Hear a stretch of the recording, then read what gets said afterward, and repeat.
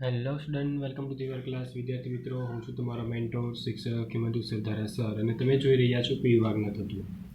વિદ્યાર્થી મિત્રો, last time આપણે ક્લોરિન અને અનુવર્તી રીતે હાઇડ્રોજન ક્લોરાઇડની વાત કરી, ઓક્સો એસિડની વાત કરી. તો આજના લેક્ચરમાં વાત કરવા જઈ રહ્યા છીએ આંતર હેલોજન સંયોજનો. આંતર હેલોજન સંયોજનોની જ્યારે પણ ચર્ચા થાય ત્યારે એવું વિચારી શકાય કે સામાન્ય રીતે બે અથવા તો બે જુદા જુદા સંયોજનો હેલોજન સંયોજનોની વાત કરીશું. બે અલગ અલગ હેલોજન સંયોજનો એકબીજા સાથે જોડાય ને કોઈ સંયોજન બનાવતું હોય, મતલબ હેલોજન હેલોજન સાથેની રિએક્શન કે કોઈ સંયોજન બનતું હોય તો તેને આંતર હેલોજન સંયોજનો કહેવાય. સામાન્ય પ્રકૃતિ મુજબ અલગ અલગ આંતર હેલોજન બનાવી શકવાની પ્રકૃતિ છે હેલોજન પાસે, જેમ કે XX-3 પ્રકારની પ્રકૃતિ છે. આ વસ્તુ લાસ્ટ લેક્ચરમાં પણ આપણે કદાચ વાત કરી ચૂક્યા છીએ કે કુલ અલગ અલગ 4 પ્રકારની પ્રકૃતિ પોસિબલ છે.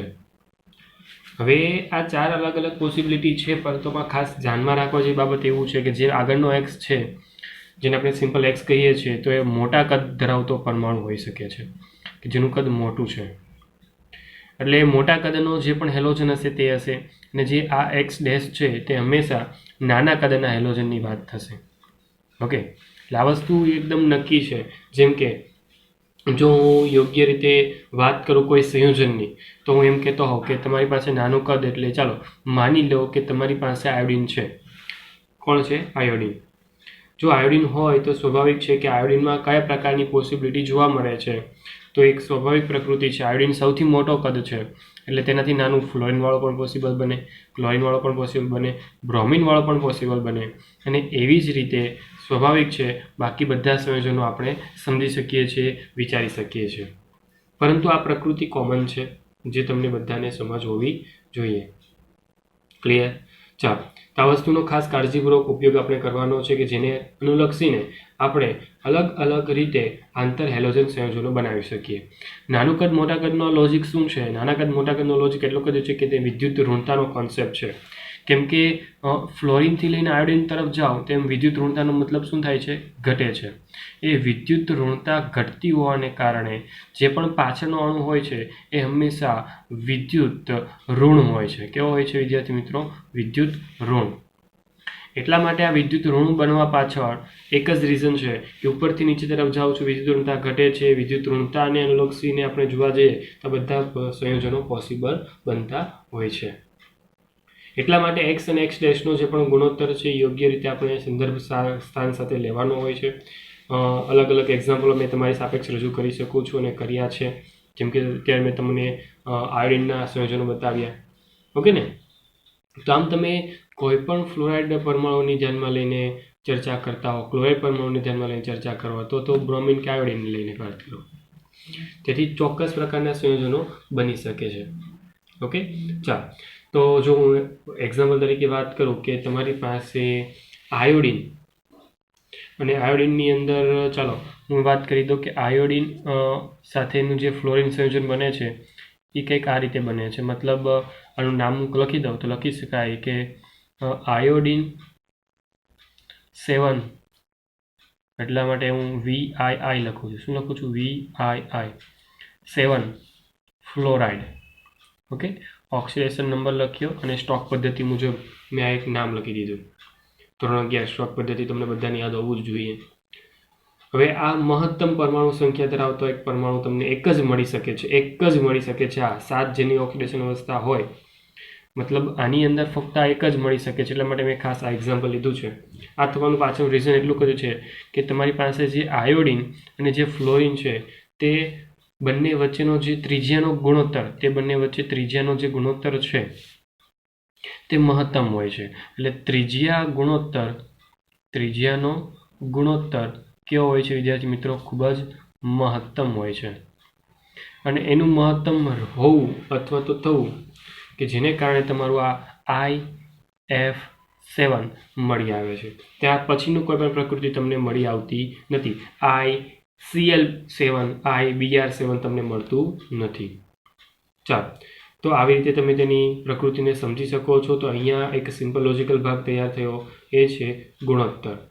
જેમ જેમ ગુણોત્તર વધતો જાય તે મુજબ પ્રતિ પરમાણુઓની જે સંખ્યા છે તે પણ વધતી જતી હોય છે અને તે મુજબ તેના સંયોજનો બનતા હોય છે. હું સીધી બનાવટની વાત કરવા જાઉં કે બનાવટને કઈ રીતે સમજી શકાય, તો આંતર હેલોજન સંયોજનનો સીધા સંયોગીકરણ દ્વારા અથવા હેલોજનની નીચે આંતર હેલોજન સાથેની પ્રક્રિયા દ્વારા પોસિબલ બને છે તેની નિપજો. જેમ કે તમારી પાસે ક્લોરીન છે તો ક્લોરીનની પ્રક્રિયા સિમ્પલ તમે બ્રોમિન સાથે કરાવી દો.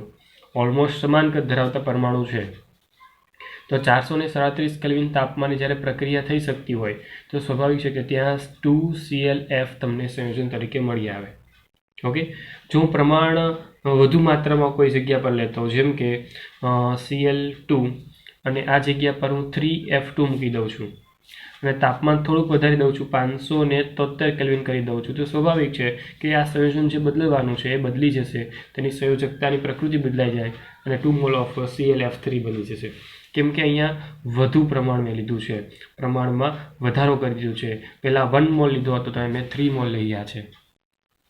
આ એક સિમ્પલ લોજિકલ થિંગ છે કે જે તમે અનુલક્ષીને વિચારી શકો છો. હવે આ જ પ્રકૃતિને ધ્યાનમાં લઈને અમુક સંયોજનો તમને NCERT ટેક્સ્ટબુકમાં આપ્યા છે, તેનો આપણે થોડોક ટેક્સ્ટબુકમાંથી જ યોગ્ય રીતે માહિતી મેળવીને ફટાફટ જોઈએ. હવે તમારી સાપેક્ષ જે પણ સ્ક્રીનમાં દેખાય છે તે સ્ક્રીનના ભાગના સંદર્ભમાં જ્યારે વિચારવા જાઓ તો એ ભાગ કે જેમાં મોટાભાગના સંયોજનો તમને આપ્યા છે તો એમાં કદાચ જોવા જાઓ તો કદાચ આ જે પ્રકૃતિ દેખાઈ આવે છે તે સંયોજનો વાઇઝ ક્લિયર છે. મેક્સિમમ ફ્લોરિન સંયોજન કે જેની પાછળ વિદ્યુત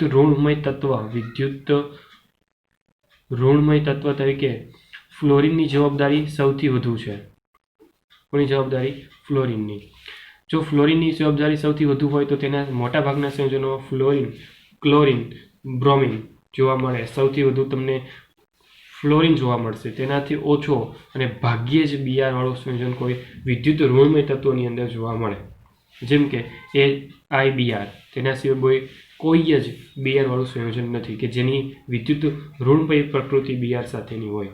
ધનમય પ્રકૃતિ તો આપી દીધી. જો આમાં વિદ્યુત ધન છે, Br વિદ્યુત ધનમય પ્રકૃતિમાં છે, આમાં Br વિદ્યુત ધનમય પ્રકૃતિમાં છે, આમાં પણ Br વિદ્યુત ધનમય પ્રકૃતિમાં છે.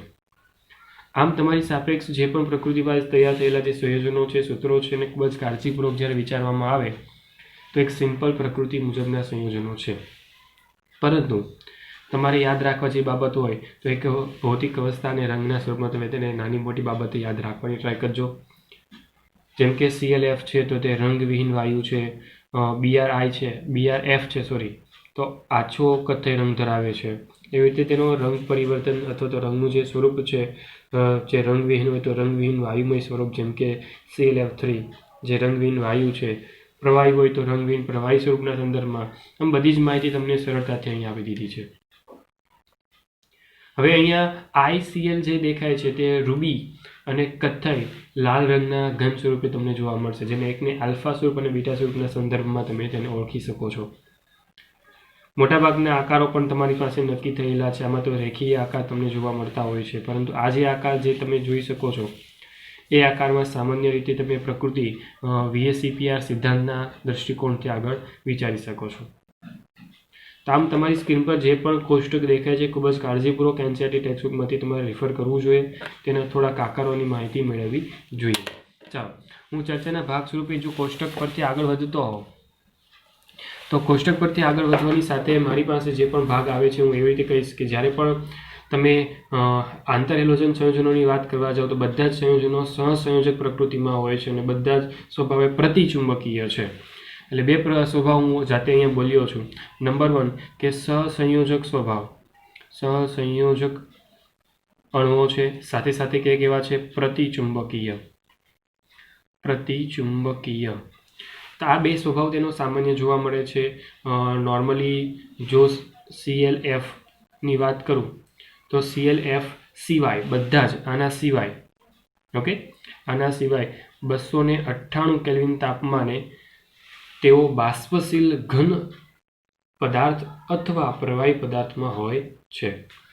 આના સિવાય શું કામ આના સિવાય લખીએ છીએ એ પણ તમને સમજ હોવી જોઈએ. તો એ વસ્તુ સમજી લેજો કે આ રંગવિહીન વાયુની અવસ્થામાં છે, પરંતુ 298 કેલ્વિન તાપમાને બાકીના બધા જ 298 કેલ્વિન તાપમાને બાકીના બધા જ બાષ્પશીલ ઘન અને પ્રવાહીમાં જોવા મળે છે. બાષ્પશીલ ઘન અને પ્રવાહી અવસ્થા. ઓકે, એટલે આ વસ્તુ પણ ખાસ કાળજીપૂર્વક તમારે નોટ ડાઉન કરવી જોઈએ. એટલે વાત કરી તે મુજબ ClF જે છે તે વાયુ સ્વરૂપમાં છે, પણ ગલનબિંદુ અને ઉત્કલનબિંદુ સિવાયના તેના બધા જ ભૌતિક ગુણધર્મ હેલોજન ઘટકોના મધ્યવર્તી તરીકે વર્તી શકે છે. મતલબ તમે આયોડિન અને બ્રોમિન લીધા હોય તો આના ગલનબિંદુ ઉત્કલનબિંદુ સિવાયના જે પણ ભૌતિક ગુણધર્મ છે એના મધ્યવર્તી હોય. ના તો આના સંપૂર્ણ રીતે હોય, ના તો આના સંપૂર્ણ રીતે હોય. તેના મધ્યવર્તી રીતે જે પણ ગુણધર્મો તૈયાર થતા હોય તેને દૃષ્ટિકોણથી આપણે તેને વિચારી શકીએ છીએ. પરંતુ ગલનબિંદુ અને ઉત્કલનબિંદુ તે રીતે યોગ્ય બંધ બેસતા નથી, કેમ કે ગલનબિંદુ અને ઉત્કલનબિંદુ અપેક્ષા કરતાં સહેજ ઊંચા હોય છે. જે ધારણા આપણે કરી શકીએ છીએ કે આની સરેરાશ હોઈ શકે, તો એ સરેરાશ નથી. કે ગલનબિંદુ અને ઉત્કલનબિંદુ એ આપણી ધારણા કરતાં ઊંચા મૂલ્ય ધરાવશે. કેવું મૂલ્ય ધરાવશે? તો આપણી ધારણા કરતાં ઊંચા મૂલ્ય. એટલે એટલી બધી વસ્તુ ખાસ કાળજીપૂર્વક નાની મોટી વાત યાદ રાખવાની છે. સામાન્ય જો યાદ રાખવા જેવી બાબત હોય તેમ પણ કહી શકાય કે આંતર હેલોજન સંયોજનો હેલોજન તત્વ કરતાં વધુ પ્રતિક્રિયાત્મક છે. હેલોજન કરતાં વધુ પ્રતિક્રિયાત્મક છે, પરંતુ આમાં ફ્લોરિનનો સમાવેશ હું કરતો નથી. ફરી એકવાર મારું વિધાન બોલું છું. આંતર હેલોજન સંયોજનો હેલોજન તત્વો કરતાં વધુ પ્રતિક્રિયાત્મક છે. એમાં હેલોજન તત્વમાં હું અહીંયા ફ્લોરિનનો સમાવેશ કરતો નથી, કેમ કે ફ્લોરિન સૌથી વધુ પ્રતિક્રિયાત્મકમાં આવે છે. તો આને બાદ કરતાં આના સિવાય ક્લોરિન, બ્રોમિન અને આયોડિન કરતાં આ બધાના કરતાં આંતર હેલોજન તત્વો જે છે એ વધુ પ્રતિક્રિયાત્મક છે. કેવા છે? વધુ પ્રતિક્રિયાત્મક. સમજાયું? તો આ થવા પાછળનું કારણ પણ તમને સમજ હોવી જોઈએ કે તમારી પાસે રહેલો x બંધ છે, અને સાથે એમ પણ કહી શકાય કે જે x બંધ જો ફ્લોરિનમાં વિચારવામાં આવે તો એ બંધ નબળો હોય છે. કેવો હોય છે? નબળો. ક્લિયર? ફ્લોરિન વચ્ચે જો બંધની વાત કરવામાં આવે તો તે બંધ નબળો હોય છે. આ બધા જ સંયોજનો જળ વિભાજન પામીને નાના હેલોજનમાંથી હેલાઇડ સંયોજનો પણ બનાવી શકે છે, અને મોટા હેલોજન સંયોજનોમાંથી હાઇપોહેલાઇડ અથવા તો હેલેટ પરહેલેટ જેવા સંયોજનો એનાયનના સ્વરૂપમાં આપી શકે છે. ફરી એકવાર, નાના હેલોજન હશે. કેવા હશે? નાના હેલોજન.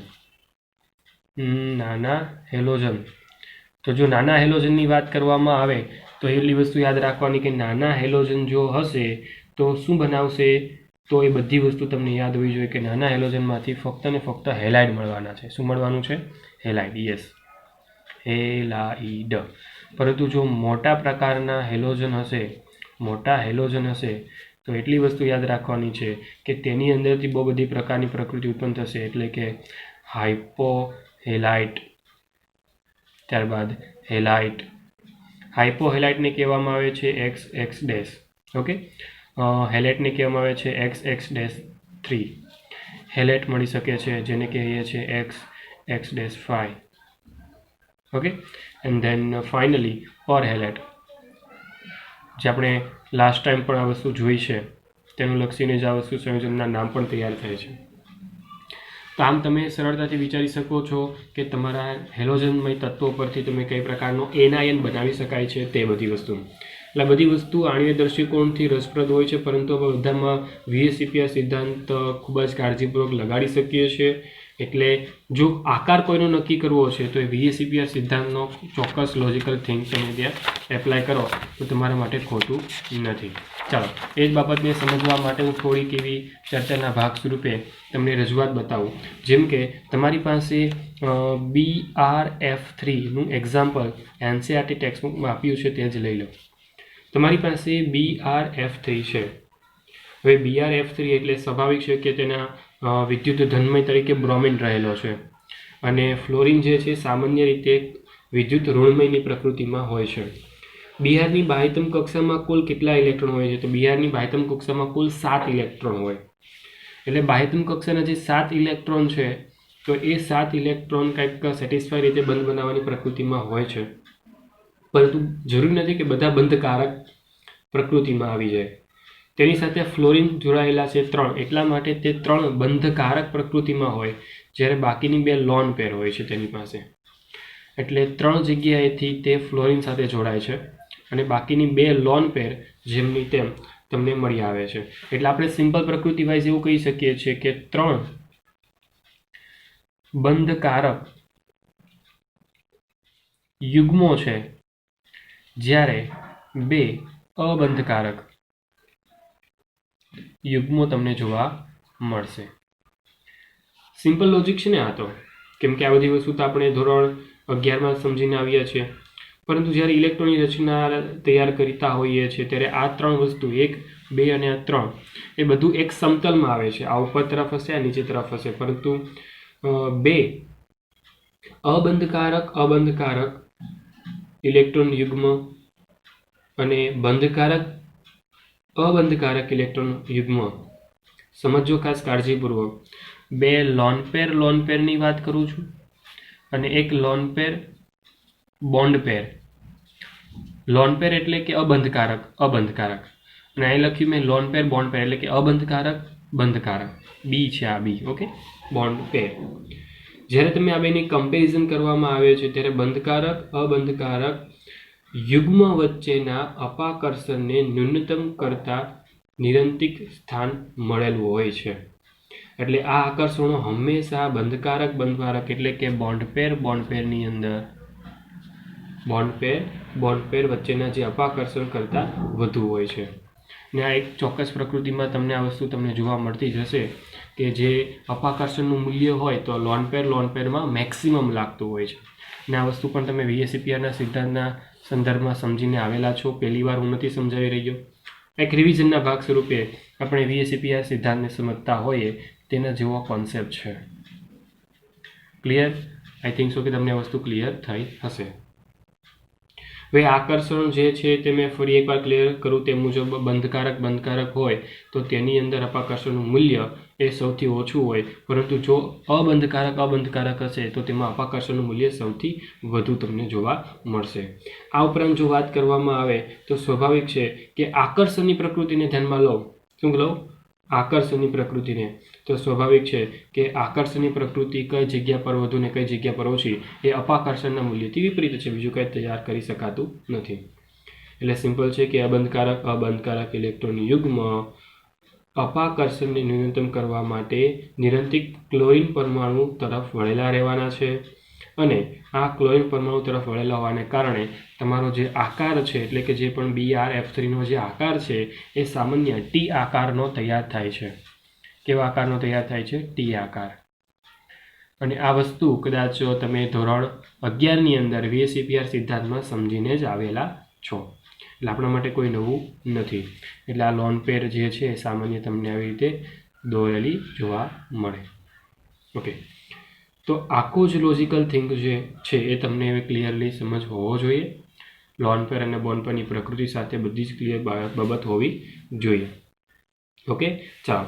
જ્યારે ઉપયોગોની વાત કરવામાં આવે તો આ બિનજલીય દ્રાવકો તરીકે વાપરી શકાય છે. આંતર હેલોજન સંયોજનો બહુ જ ઉપયોગી તો ન કહી શકાય, પરંતુ એવા ક્લોરિનેશન કરતા તરીકેની ભૂમિકામાં પણ વપરાય છે. ત્યારબાદ તેના ઉપયોગમાં ખાસ જો વાત કરવામાં જાઓ તો યુરેનિયમના સંદર્ભમાં ઉપયોગી ખાસો એવો છે. જેમ કે યુરેનિયમ 235ની સંવૃદ્ધિ માટે યુરેનિયમ F6 મતલબ UF6ના ઉત્પાદનમાં ClF3 અને BrF3ની ઉપયોગિતા ખાસી એવી હોય છે. એટલે તમારે યુરેનિયમ 235ની પ્રકૃતિ જોઈએ છે તો તમારે યુરેનિયમ ફ્લોરાઇડ મતલબ UF6ની જરૂર પડે અને તેનું ઉત્પાદન કરવા માટે મને આ 2 સંયોજનની જરૂર પડે કે જે આંતર હેલોજન સમૂહની પ્રકૃતિના છે. ઓકે, એટલે સામાન્ય રિએક્શનની વાત કરું તો એક સામાન્ય reaction uranium plus 3ClF3 gives UF6 plus 3ClF જેવા સંયોજનની પ્રકૃતિ દ્વારા સમીકરણ પણ હું તમને આપી શકું છું. તો વિદ્યાર્થી મિત્રો, આજના લેક્ચરમાં જે પણ વસ્તુ તમે સમજી રહ્યા છો તે બધી સમજણ એકદમ સહેલી છે અને એ સમજણ સાથે જ તમારા પિરિયોડિક ટેબલની અંદરના સમૂહ નંબર 17ની હું બધી જ માહિતી ફિનિશ કરી રહ્યો છું. કેમ કે આપણે આંતર હેલોજન શબ્દ સમજતાની સાથે જ તમારા સમૂહ નંબર 17ની બધી જ માહિતી પૂર્ણ પણ થાય છે. ઓકે, પૂર્ણ થવાની સાથે જ હું અહીંયા સમૂહ નંબર 18ની ચર્ચા કન્ટિન્યુ કરવા માંગીશ, કેમ કે ખૂબ જ સહેલી વસ્તુ, ખૂબ જ સસ્તી વસ્તુ કે જે ખૂબ જ સરળતાથી તમને એમ કહી શકાય કે યાદ પણ રહી જાય તેવી વસ્તુ. તો આવે છે સમૂહ નંબર 18. ચલો શરૂઆત કરીએ સમૂહ નંબર 18. તો સમૂહ નંબર 18ની શરૂઆત કરતાં પહેલાં જ તમે બધા જાણો છો કે પહેલાં આપણે તત્વને યાદ કરતા હોઈએ છીએ. તત્વને યાદ કરીએ તો સૌથી ઉપર આવે છે હિલિયમ, નિયોન, આર્ગોન, ક્રિપ્ટોન, ઝેડોન, રેડોન. જ્યારે પણ તમારી પાસે યોગ્ય રીતે કોઈ સંયોજનની હારમાળા છે અને એ હારમાળાની અંદર તમે કોઈ પણ ચોક્કસ માહિતી રજૂ કરો છો તો એક સ્વાભાવિક પ્રકૃતિ મુજબ તમને બધી વસ્તુ યાદ રહેવી જોઈએ. ઓકે, ચાલો. તો આ બધી માહિતીમાં તમે સામાન્ય તત્વો તરીકે સમૂહ નંબર 18ના નિષ્ક્રિય વાયુને તમે લખ્યા છે. ફરી એકવાર તત્વને યાદ કરતા હિલિયમ, નિયોન, આર્ગોન, ક્રિપ્ટોન, ઝેડોન, રેડોન. જ્યારે લાસ્ટ તત્વની ફરી એકવાર ચર્ચા કરવા જઈએ ને તો લાસ્ટ તત્વ ફરી એકવાર તમારા માટે એવું તત્વ કે જે ખૂબ જ આપણે ઓછી માહિતી ધરાવતું હોય, એટલે કે OG. પહેલાં તો આની જ માહિતી આપી દો, પછી બાકીના તત્વની માહિતી આપું. OG કે જેનો પરમાણુ ક્રમાંક 118 છે. કેટલો છે પરમાણુ ક્રમાંક? 118. પરમાણુ ક્રમાંક 118 સાથે OGનું જે સ્થાન છે તેને આપણે નામ આપી દીધું છે ઓગ્નેસોન. શું નામ આપ્યું છે? ઓગ્નેસોન. પરમાણુ દળાંકની વાત કરવામાં આવે, પરમાણુ દળની વાત કરવામાં આવે તો પરમાણુ દળ તમને જોવા મળશે 294 જેટલું. ઇલેક્ટ્રોન રચનાની વાત કરવા જાઓ તો ઇલેક્ટ્રોન રચના તમને મળે છે Rn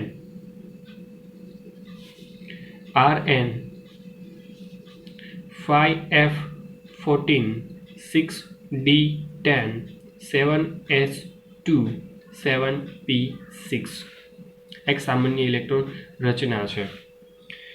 યાદ રાખજો કે આ તત્વ ખૂબ જ ઓછું અર્ધ આયુષ્ય સમય ધરાવે છે. તો એમ કહી શકાય કે 0.7 મિલિસેકન્ડનું અર્ધ આયુષ્ય છે, હાફ લાઈફ છે તેની પાસે.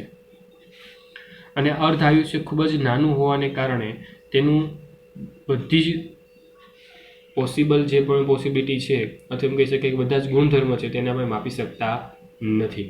એટલા માટે આ તત્વને ખૂબ જ ઓછી પ્રકૃતિ સાથે આપણે ઓળખીએ છીએ. ઓકે, આ બધા જે તત્વો તમારી સ્ક્રીન પર દેખાય છે બધા જ તત્વો સામાન્ય રીતે નિષ્ક્રિય વાયુ છે અથવા એમ કહી શકાય કે જે અપ્રતિક્રિયાત્મક છે તેવા વાયુમય તત્વો છે અને ખૂબ જ ઓછા સંયોજન બનાવી શકે તેવા ઉમદા વાયુ તરીકે આપણે તેને ઓળખી શકીએ છીએ.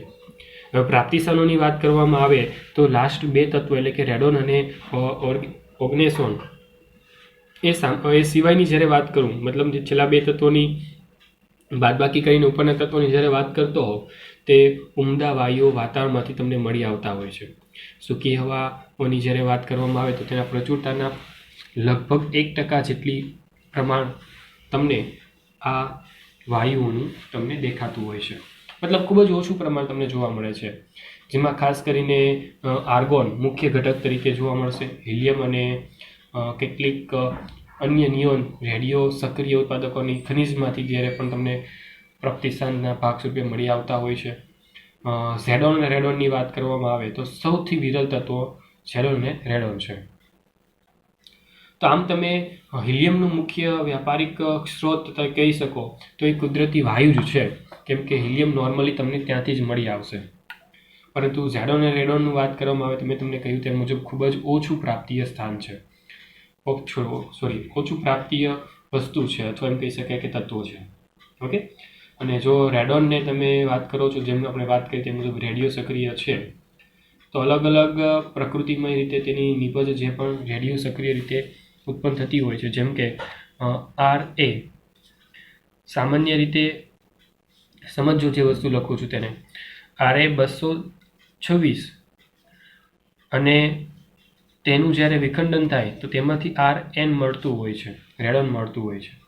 એટલે આવી રીતે તમે પણ કોઈ રેડિયો સક્રિય તત્વોનું ઉત્પાદન કરી શકતા હો. તેમાં એક્સરે જેવા કોઈ કિરણો છૂટા પણ પડતા હોય છે, ઓર્ગસન પણ તમે એવી રીતે મેળવી શકો છો.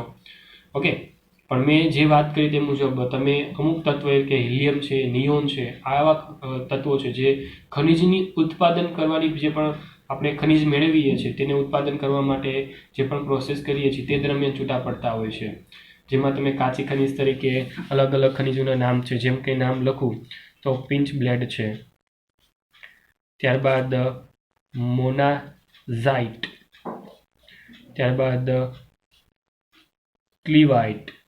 આવા અનેક ખનિજમય તત્વો છે કે જે ખનિજમય તત્વો દ્વારા આપણે રેડિયો સક્રિય ઉત્પત્તિની ખનિજોમાંથી આપણે નિયોન અને તેના જેવા અન્ય હિલિયમ જેવા તત્વોને પણ મેળવી શકીએ છીએ. ત્યારબાદ ઇલેક્ટ્રોન રચનાની ફક્ત વાત કરીને આજનો લેક્ચર ફિનિશ કરવા માંગીશ. જો ઇલેક્ટ્રોન રચનાની વાત કરવા જાઓ તો સિમ્પલ છે કે આમાં ફક્ત અને ફક્ત 1s2 આ એક જ એવો તત્વ છે જેમાં લાસ્ટ ઇલેક્ટ્રોન એસ કક્ષકમાં જાય છે. બાકી તો બધા એવા તત્વ છે કે જે બધા લાસ્ટ ઇલેક્ટ્રોન પી કક્ષકમાં પૂર્ણ કરે છે. ત્યારબાદ નિયોન માટે He 2s2 2p6, જ્યારે આર્ગોન હોય તો લખાય Ne, પેલા લખાશે 3s2 3p6. જો ક્રિપ્ટોન છે તો સ્વાભાવિક છે કે Ar 3d10, હવે ડી કક્ષક આવી ગઈ છે 4s2 4p6. ત્યારબાદ ક્રિપ્ટોન, તો આની અંદર હવે 4d કક્ષકનો સમાવેશ થશે, સાથે સાથે 5s2 5p6 and then last.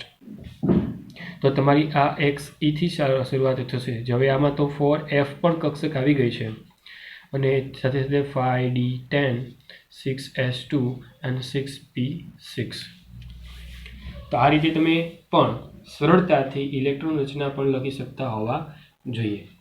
વિદ્યાર્થી મિત્રો, નેક્સ્ટ લેક્ચરની અંદર ફરી એકવાર એના ગુણધર્મ સાથે એટલે કે ભૌતિક ગુણધર્મ અને રાસાયણિક ગુણધર્મ બાબતની જે પણ ચર્ચા વિચારણા યોગ્ય રીતે કરવાની છે તે આપણે કન્ટિન્યુ કરીશું અને તે જ સાથે આપણે સમૂહ નંબર 18ને ફિનિશ પણ કરીશું.